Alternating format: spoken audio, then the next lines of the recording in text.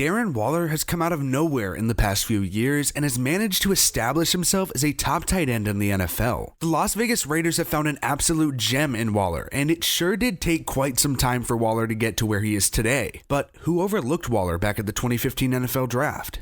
First, I'd like to acknowledge that the majority of the people who watch our videos aren't subscribed to the channel. Help us out by subscribing and joining us on our way to 100K because it's coming fast, and you don't want to miss your opportunity to enlist in the J&D Army. Let's take a brief look at Darren Waller's rise to becoming a top tight end in the league.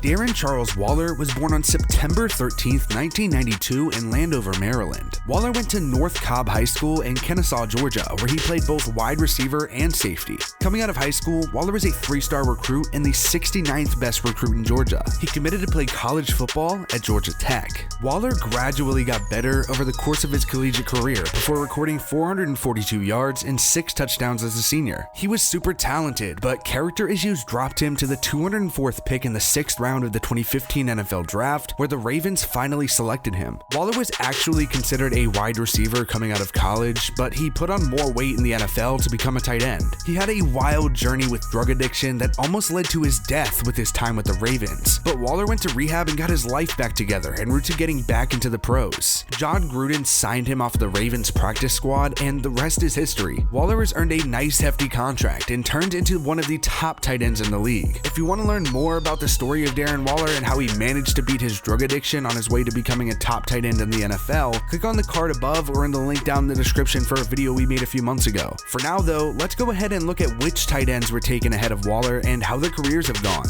With the 55th overall pick in the 2nd round of the 2015 NFL Draft, the Baltimore Ravens selected Minnesota's Max Williams. Williams had his best statistical season of his career as a rookie, going for a career-high 268 yards. He went on to spend 4 years in Baltimore, recording 497 yards and 3 touchdowns. Williams signed with the Arizona Cardinals in 2019 and had a starting job, going for over 200 yards for the 2nd time in his career and adding a touchdown. This year, Williams has 43 yards and a touchdown in 6 games played. The Oakland Raiders own the 68th selection in the 3rd round, where they took Miami's Clive Walford. Walford started his career with back-to-back 300-plus yard and 3 touchdown seasons, but that was the peak of his career. After the 2017 season, Oakland released Walford, ending his time with the Raiders with 768 yards and 6 touchdowns. Life after Oakland hasn't been great for Walford, who only has 57 yards since. He's had stints with the New York Jets, Indianapolis Colts, and Miami Dolphins. 85th overall, the Cincinnati Bengals drafted Rutgers' Tyler Croft. Croft showed some impressive flashes in Cincinnati, including a career year in 2017 with 404 yards and 7 touchdowns. He spent 4 seasons with the Bengals, recording 661 yards and 8 touchdowns. Croft signed with the Bills in 2019 and remains in Buffalo with 190 yards and 4 touchdowns so far. Ohio State's Jeff Heuerman was taken 92nd by the Denver Broncos. Heuerman tore his ACL ahead of his rookie season, leaving him out for the year. The Broncos went on to win the Super Bowl, meaning Heuerman does have a ring. He started his playing career with back-to-back 100-yard seasons before he went for a career-high 281 in 2018. After the 2019 season, Heuerman was released before the season and has not played since. He had 678 yards and 5 touchdowns in his career. With the 117th pick in the 4th round, the San Francisco 49ers selected Oklahoma's Blake Bell. Bell went for over 100 yards as a rookie, but he hasn't done much since. In his entire career, he has 504 yards and hasn't found the end zone. However, unlike others on this list, Bell still finds himself in the league. After 2 years in San Francisco, Bell has made stops to the Minnesota Vikings, Jacksonville Jaguars, Chiefs, and Dallas Cowboys. The Vikings own the 143rd selection in the 5th round, where they took Southern Illinois' Michael Pruett. Pruett suited up for every game as a rookie before he was released and signed to the practice squad the ensuing season. From there, Pruett was signed by the Chicago Bears before being released. He went on to spend time on the practice squad with the Buffalo Bills, Houston Texans, and Tennessee Titans. Pruett did, however, end up finding a home in Tennessee, now in his 3rd season with the Titans. He has 333 yards and 4 touchdowns in his career heading into Week 14 of 2020. 157th overall, the Cincinnati Bengals drafted Auburn's CJ Uzomah. Uzomah had a slow start to his pro career, but has found a starting role in Cincinnati, starting in all but 1 game over the last 2 years, including his career best 439-yard, 3-touchdown season in 2018. Uzomah has 1,098 yards and 8 touchdowns in his career. Unfortunately, he tore his Achilles tendon in Week 2 of 2020, landing him on injured reserve.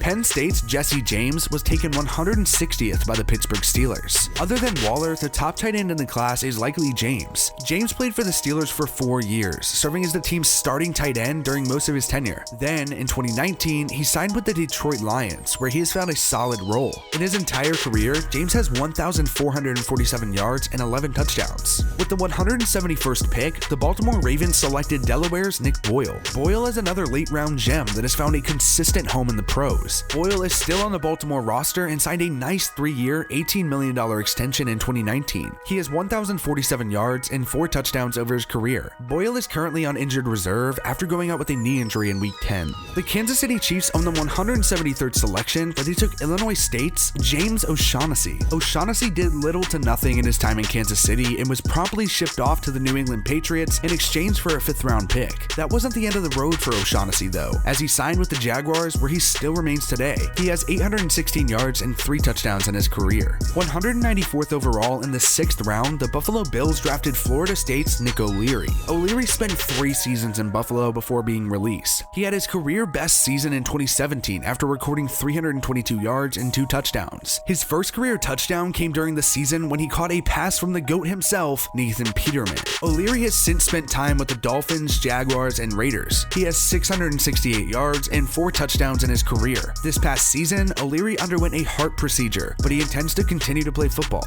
Mississippi State's Malcolm Johnson was taken 195th by the Cleveland Browns. Johnson had a very short and not that sweet pro career, recording just 59 yards. In fact, he was primarily considered a fullback after coming into the league, but he only ever had 1 carry. Johnson spent time with the Seattle Seahawks, 49ers, and Green Bay Packers. He is currently a free agent.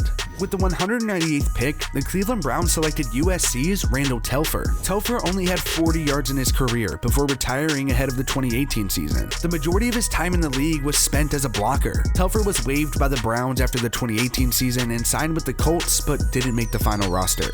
The New England Patriots own the 202nd selection, where they took Arkansas's AJ Derby. Derby didn't record a single statistic for the Patriots before being traded to the Broncos for a 2017 5th-round pick. He found some success in Denver, including a career-best 244-yard season in 2017. Derby was released that season and played with the Dolphins for a little over a year before signing with the New Orleans Saints. He didn't make the Saints' final roster and is currently a free agent. Derby has 452 yards and 3 touchdowns in his career.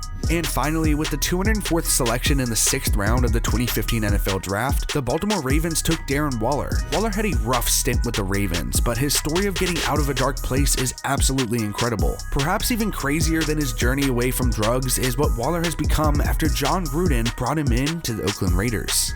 Thanks for watching. If you love J&D Productions, check out J&D Hoops, where we're going to be uploading basketball content soon. We'll be releasing our first video once we hit 1,000 subscribers, so go subscribe and hit that notification bell. And follow us on Instagram and Twitter for more J&D. We read all of our DMs and love hearing what you have to say.